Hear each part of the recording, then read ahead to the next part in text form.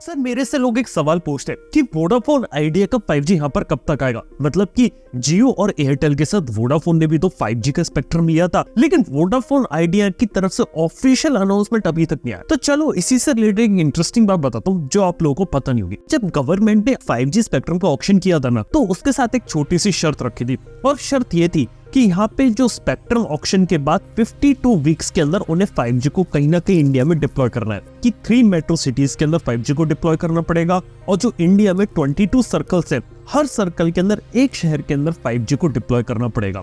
और अगर कोई भी कंपनी 52 वीक्स के अंदर इस कंडीशन को फुलफिल नहीं कर पाती है तो उसके ऊपर फाइनेंशियल पेनल्टी भी लगाई जाएगी, और हो सकता है आगे चल के उसका जो स्पेक्ट्रम लाइसेंस होता है वो भी रिवोक कर लिया जाए। अब ये इस कंडीशन के हिसाब से देखें तो वोडाफोन आइडिया को कुछ ही महीनों के अंदर 5G को इंडिया में रोल आउट करना ही करना पड़ेगा, और अगर वो ये करने में फेल हो जाते हैं तो उन्हें कहीं ना कहीं किसी न किसी प्रॉब्लम का सामना करना पड़ सकता है। Behind the scene Vodafone Idea भी यहाँ पे काम कर रहा है, और उम्मीद करते हैं कि वोडाफोन आइडिया की तरफ से आपको कहीं ना कहीं 5G आपको देखने को मिले। लेकिन क्या आप लोगों को बात मालूम है कि एयरटेल जियो भी सिमिलर प्रॉब्लम से जूझ रहे हैं? मतलब क्या बोलोगे कि एयरटेल और जियो हजारों शहरों में 5G मिलता है, करोड़ों लोग इसका यूज करते हैं, लेकिन फिर भी ये कोई प्रॉब्लम है। गवर्नमेंट ने 5G स्पेक्ट्रम ऑक्शन किया था, तो उसके अंदर 26 गीगाहर्ट्ज का स्पेक्ट्रम को भी यहाँ पे ऑक्शन किया था, और पता है ये 26 गीगाहर्ट्ज का जो बैंड रहता है आपका मिलीमीटर वेव वाला आता है। मतलब कि सभी की सभी कंपनीज ने मिलीमीटर वेव वाले स्पेक्ट्रम में इन्वेस्ट किया था। जियो, एयरटेल भी, वोडाफोन आइडिया भी, यहाँ तक कि अडानी भी है, जिसकी तरफ से अभी ऑफिशियली कोई न्यूज नहीं कि वो उसको यूज कैसे करने वाले हैं। हालांकि मिलीमीटर वेव इंडिया में क्यों इंप्लीमेंट नहीं हुआ उसके पीछे भी एक अलग कहानी है। वो ये है कि इंडिया में अभी एक भी मोबाइल फोन ऐसा मौजूद नहीं है जो कि मिलीमीटर वेव को सपोर्ट कर जाए। यूएसए के अंदर जो आईफोन मिलता है वो मिलीमीटर वेव को सपोर्ट करता है, लेकिन इंडिया में जो आईफोन होता है उसके अंदर मिलीमीटर वेव का जो हार्डवेयर होता है वो अवेलेबल ही नहीं है। और इंडिया में किसी भी फोन के अंदर मिलीमीटर वेव 5G को इंप्लीमेंट करना है तो उसके अंदर N258 बैंड का होना जरूरी है। तो मैंने मार्केट में देखा तो कोई भी फोन यहाँ पे अवेलेबल नहीं है। एक फोन के बारे में जिक्र है मोटोरोला का, जो काफी समय पहले लॉन्च हुआ था, उसके अंदर कहा गया था कि मिलीमीटर वेव 5G है, लेकिन वो फोन अभी मार्केट में नहीं है,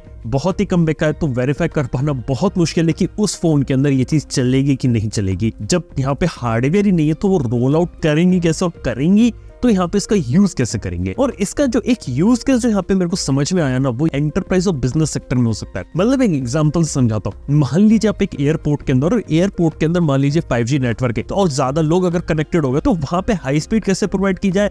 एक आंसर होता है वाईफाई हॉटस्पॉट से। आप वाईफाई हॉटस्पॉट को क्रिएट कर दीजिए, और जो वाईफाई हॉटस्पॉट है वो मिलीमीटर वेव 5G से कनेक्टेड होगा। मतलब कि जो वाईफाई है वो वाईफाई 6, वाईफाई 6E हो सकता है, और यहाँ पे जो MM वेव 5G रहता है उससे कनेक्टेड होकर आपको हाई स्पीड्स का इंटरनेट वाईफाई के थ्रू प्रोवाइड करवा सकता है। ये एक छोटा सा यूज केस है, लेकिन हाँ इस तरीके के कुछ और यूज केस ये लोग बना सकते हैं और अलग अलग जगह डिप्लॉय कर सकते हैं। इसके बाद एक और सवाल आता है कि आखिर जो कंपनियां एयरटेल और जियो दोनों जो फ्री में 5G चला रही है, आखिर कब तक चलाती रहेंगी? क्योंकि इसके चक्कर में कुछ समय पहले TRAI के पास वोडाफोन आइडिया भी गया था। उसने बोला था कि दोनों कंपनीज फ्री में चला रही है, लेकिन इसके बदले में जियो और एयरटेल की तरफ से रिस्पॉन्स है कि हम फ्री में नहीं दे रहे, हमने मिनिमम रिचार्ज की लिमिट सेट कर रखी है, उसके ऊपर अगर कोई भी रिचार्ज कराएगा हम सब उसे ही 5G यहाँ पर देंगे। तो टेक्निकली वो फ्री तो है नहीं, लेकिन ये जो फ्री वाला जो वेलकम ऑफर है आखिर कब तक चलता रहेगा? क्योंकि इंडिया की अगर बात करें तो इंडिया में इस समय जियो के ऑलरेडी जो सिटीज कवर्ड है 5G की वो है 5500। एयरटेल की तरफ से जो आखिरी नंबर था वो था 3000 सिटीज का, और इन दोनों कंपनीज का प्लान है कि दिसंबर 2023 तक पूरे इंडिया को 5G कवर करना है। तो जब तक पूरा इंडिया 5G कवर नहीं हो जाता तब तक ये लोग 5G को फ्री ही यहाँ पे रखने वाले। तो चलो 2023 में तो हम फ्री में 5G के मजे ले लेंगे, लेकिन 5G के प्लान्स क्या होंगे? देखो 5G के प्लान्स जानने से पहले मैं आपको BSNL के बारे में बात करना चाहूंगा, क्योंकि BSNL भी 4G और 5G पे काम कर रही है। हाल ही में BSNL को 4G और 5G का स्पेक्ट्रम गवर्नमेंट ने दिया था, और जो पूरा पैकेज यहाँ पे BSNL को मिला ना वो था 89,000 करोड़ का। ऑलरेडी BSNL ने TCS यानी कि टाटा कंसल्टेंसी सर्विसेज के साथ डील साइन करी, पूरे 15,000 करोड़ की। कहने का मतलब है कि अभी इस साल टाटा की मदद से इंडिया में 4G को डिप्लॉय करेगा, और इस तरीके से truly made in India solution देने की कोशिश की जा रही, जो कि बहुत अच्छी बात है। लेकिन BSNL 5G में भी पीछे नहीं है। ऐसा कहा गया कि 2024 तक BSNL भी अपनी 5G सर्विसेज को यहाँ पे शुरू करेगा, और जहां तक अभी पता चला कि BSNL कुछ ऐसी चीजों पे काम कर रहा है कि अभी वो 4G को सेटअप करेगा, फिर बाद में उसे ही 5G के ऊपर अपग्रेड कर देगा।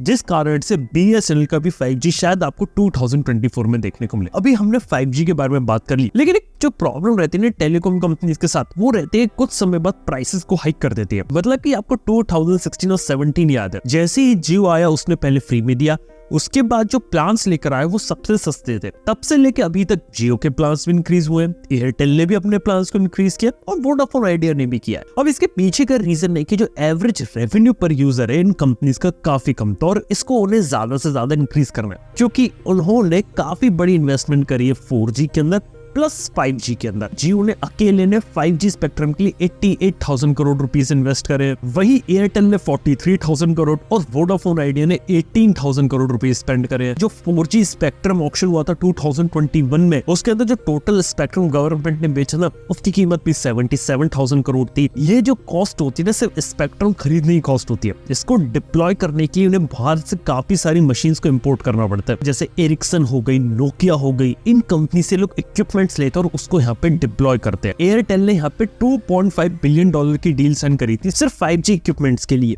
यानी कि इतना ज्यादा पैसा अगर इन्वेस्ट कर रही कंपनीज, उसे कहीं ना कहीं तो निकालना पड़ेगा। और इसी चक्कर में यहाँ पे जो मोबाइल के जो प्लान्स होते हैं वो इंक्रीज होते हैं। तो क्या इंडिया के अंदर भी मोबाइल फोन के प्लान्स इंक्रीज होंगे? मैं मिंट की एक रिपोर्ट पढ़ रहा था, उससे पता चला कि इंडिया में 2023 में तो ये चीजें नहीं होने वाली, शायद 2024 में भी देखने को न मिले, जब तक इंडिया में जो इलेक्शंस होते वो नहीं हो पाते।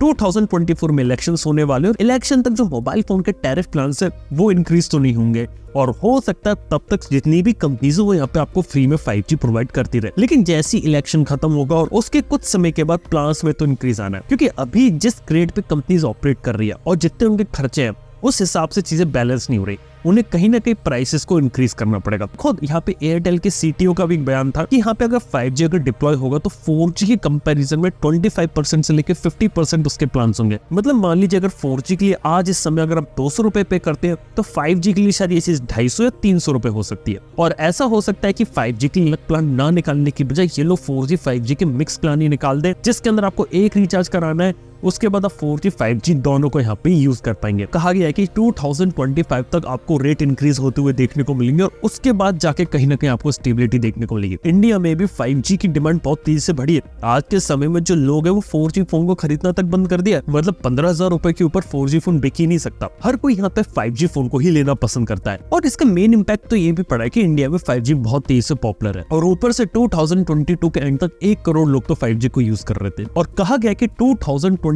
तक यह आंकड़ा 70 करोड़ होगा। यानी कि 5G बहुत तेजी से पॉपुलर होगा, बहुत तेजी से आगे बढ़ेगा। हालांकि देखने वाली बात ये रहेगी, अगर 5G के प्लान्स अगर ज्यादा महंगे होते हैं तो शायद 5G होते हुए भी लोग शायद 5G को शायद ज्यादा यूज ना करें, क्योंकि हो सकता है वो महंगा। बाय द वे, अगर आप लोगों को 4G और 5G में से चूज कर रहा हो, आप किसे चूज करेंगे? और अगर 5G के लिए अगर आपको थोड़ा एक्स्ट्रा पैसा देना पड़े तो आप कितना पैसा पे कर सकते हैं? जरूर से बात आप मुझे नीचे कमेंट के अंदर बताना भूलना। थैंक यू आपका वीडियो देखने के लिए। मैं आपसे मिलता हूं नेक्स्ट वन के अंदर। बाय।